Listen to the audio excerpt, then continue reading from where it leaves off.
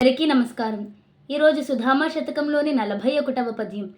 సహనంబు పరీక్షించెడు నహితునిపై విసిరి కొట్టి నగ్నిని బట్టన్ దహింపదే హస్తము నాగ్రహం బటులే తాల్ప గ్రోధి గాల్చు సుధామా.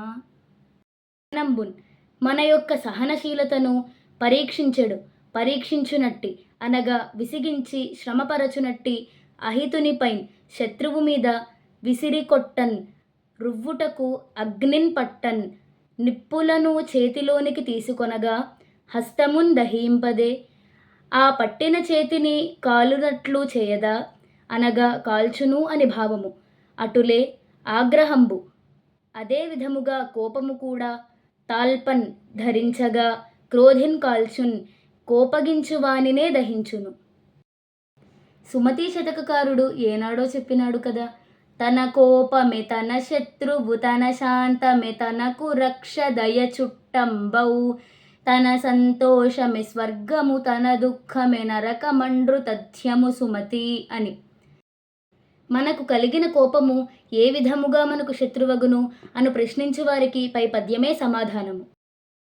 ఓ సుధామ, ఒకానొకడు విసిగించి మనలను నిస్త్రాణులను చేయుచుండగా అట్టి ఆహితమును చేయు వ్యక్తిని కొట్టుటకై నిప్పులను చేతిలోనికి తీసుకొనినచో ఏ విధముగా మన చేతులనే కాల్చునో అదే విధముగా కోపము కూడా కోపించిన వానికే చెడుపును కలిగించుచు నశింపచేయును సుమా. ఇది ఈ పద్యం యొక్క భావం.